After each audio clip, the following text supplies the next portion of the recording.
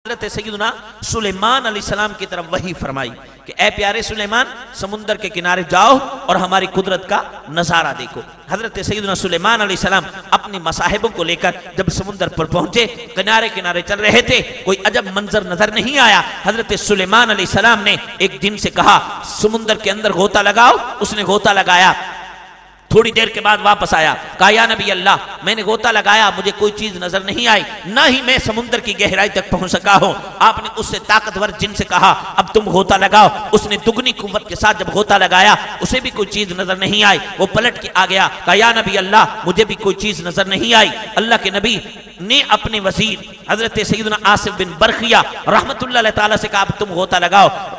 जब उनको हुक्म हुआ, उन्होंने गोता लगाया। जब वो गोताजन हुए तो उन्होंने थोड़ी देर के बाद एक हसीन सफेद रंग का काफूरी गुंबद लाकर हजरत सुलेमान अलैहिस्सलाम के सामने रख दिया।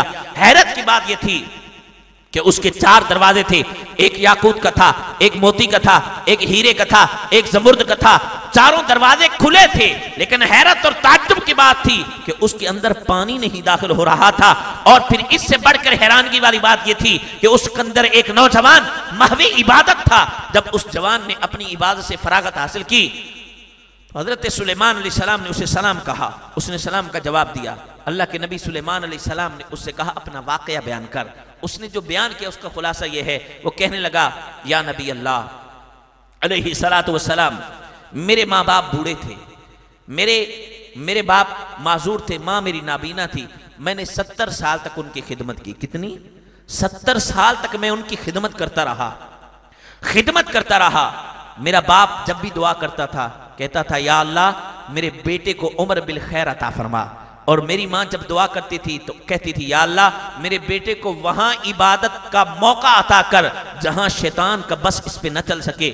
या नबी अल्लाह, मेरे माँ बाप का जब इंतकाल हुआ, मैं यहाँ चलते चलते समुद्र के किनारे आया, मैंने इस गुंबद को देखा, इसमें दाखिल हो गया। थोड़ी देर के बाद इसको समुद्र की तह में उतार दिया गया।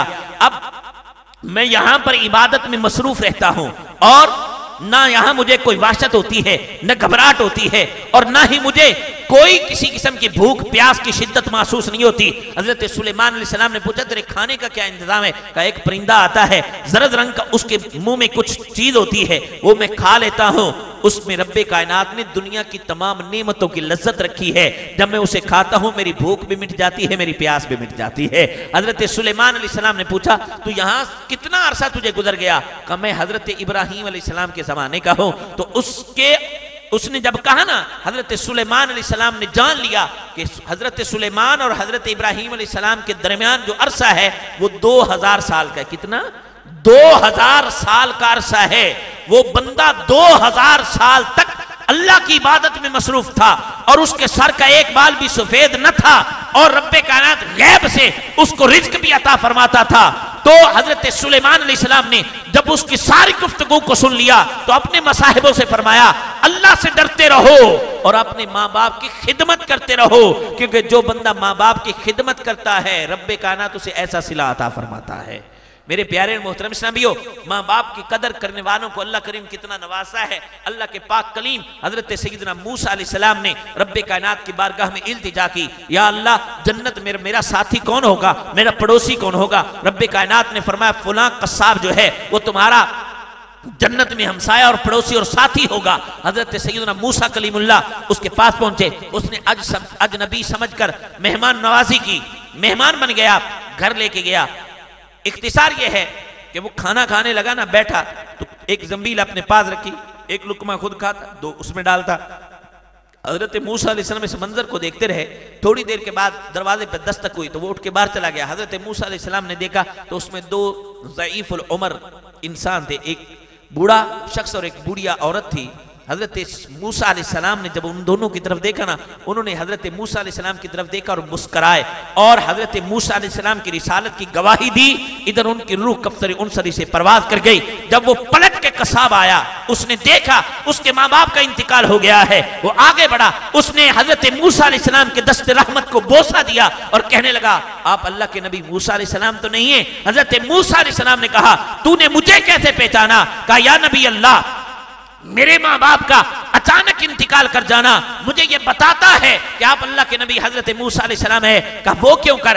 हजरत मूसा अलैहिस्सलाम ने कहा ना वो क्यों कर, तो वो कस्साब कहता है मैं पहले खाना अपने माँ बाप को खिलाता हूँ फिर खाता हूँ।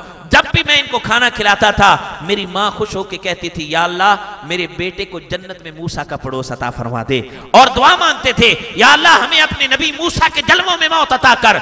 और जब उसने इतना कहा ना, हजरत मूसा अलैहिस्सलाम ने कहा तेरे माँ बाप को मौत मेरे जलवों में आई और तुझे मुबारक हो, रब ने तेरे माँ बाप की दुआ को कबूल कर लिया है और तुझे जन्नत में मेरा साथी बना दिया है।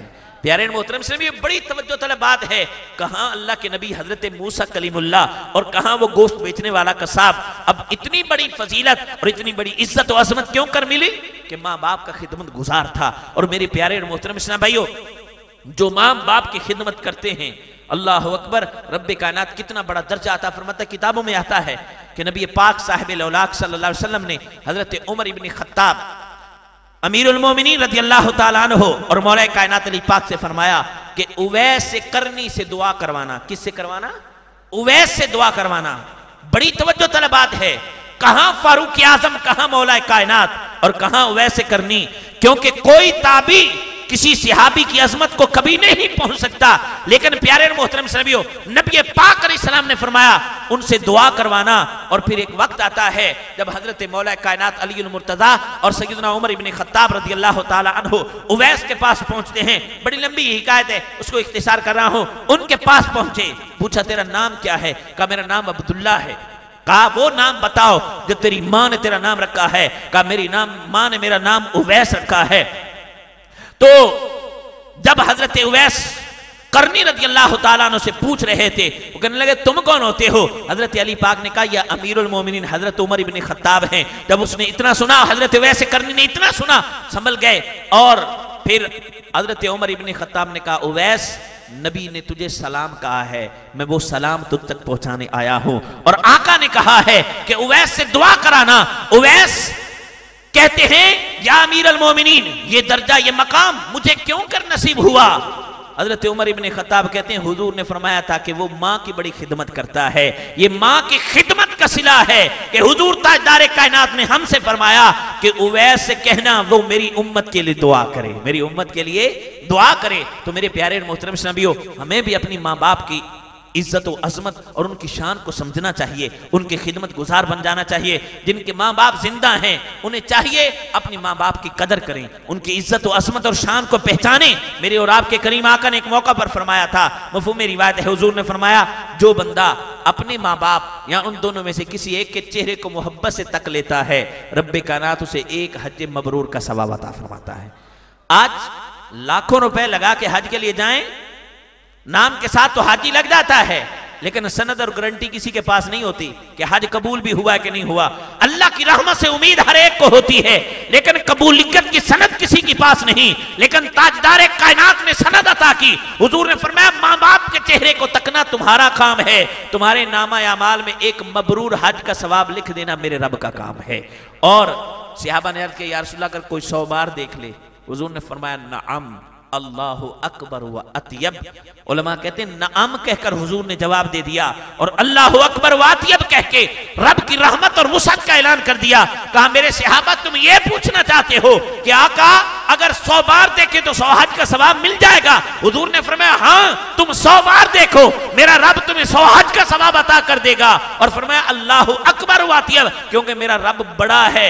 शान हदीस कहते हैं इसका मतलब यह है हुजूर गोया वुसअत खुदाबंदी का इजहार कर रहे हैं कि मेरे सहाबा तुम 100 की बात करते हो, तुम जितनी बार भी माँ बाप के चेहरे को मोहब्बत से तकते रहोगे, मेरा रब हर नजर पे तुम्हें एक हज का सवाब अता फरमाता रहेगा। अब उलमा कहते हैं अगर कोई बंदा जिंदगी में 1 लाख मरतबा अपने माँ बाप के चेहरे को तकने में मोहब्बत के साथ रहमत भरी नजर से कामयाब हो जाए तो हुजूर के फरमान के मुताबिक उसे 1 लाख हज का सवाब मिल जाएगा। तो मेरे प्यारे और मुहतरम नबियों, हमें माँ बाप की कदर और उनकी इज्जत को पहचानना चाहिए। जिनके माँ बाप दुनिया से चले गए हैं उन्हें क्या करना चाहिए? इस हवाले से उलमा ने फरमाया अपने माँ बाप को अपनी दुआओं में याद रखना चाहिए। हजरत इमाम जलालुद्दीन सयूती रहमतुल्लाह तआला ने शरह सुदूर में लिखा है एक शख्स का दर्जा जन्नत में बुलंद होता है, ऐ फिल कब्र कह के उसके वजाहत फरमाई तो वो कहता है या अल्लाह मेरा दर्जा कैसे बुलंद हो गया, मैंने तो कोई नेक अमल नहीं किया। अल्लाह फरमाता है तेरे बेटे ने तेरे लिए इस्तिग़फ़ार किया है जिसके बदले में हमने जन्नत में तेरा दर्जा बुलंद कर दिया है।